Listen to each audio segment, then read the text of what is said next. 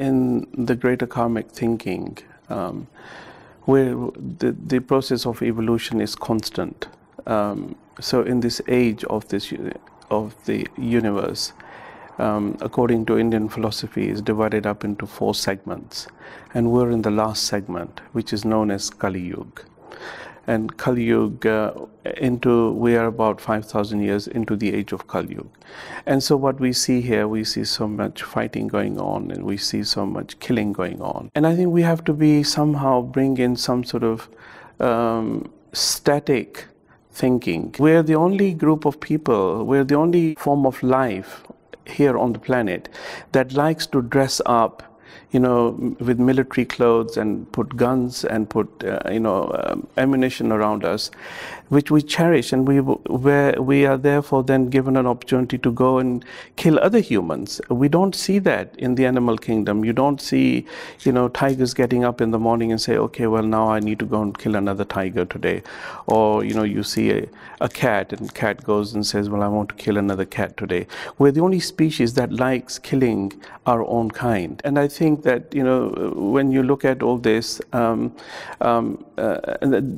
degradation of mind is going to become even more poorer. We are going against the grain all the time, always going against the grain, and such is the situation that this cycle of time and through Kali Yuga will come to an end, and it's not going to sort of come to an end next year or in the next 10 years. We have many thousands of years to go yet, but it is the course of destruction that we're on, and there isn't any opportunities that we're rediscovering so that we can try and pull out of this or cause minimum damage.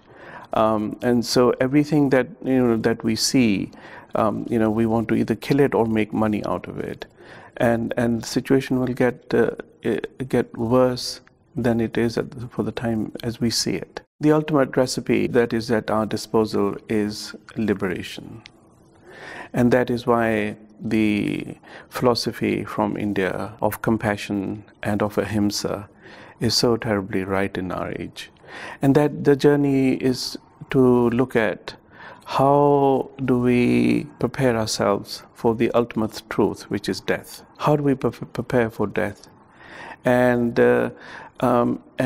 if we can create a thinking of this, amongst our own people, our own communities, and try and subjectively look at the possibility of, giving, 10 minutes, 15 minutes, 1 hour a day, and try to look at what's going on in this magical system that we are, and try and work with that. When you look at a human isn't just a concept of a mouth, and people think that the body is designed around the mouth, and so we can just eat what we want because they just want to fill this up. The idea really is that, for example, I know I'm showing you a pen here, but I want you to think of this thing not as a pen, and I'm going to put this into a burning fire. So obviously what we put into fire will burn, but this item does not burn. And let me give you another example.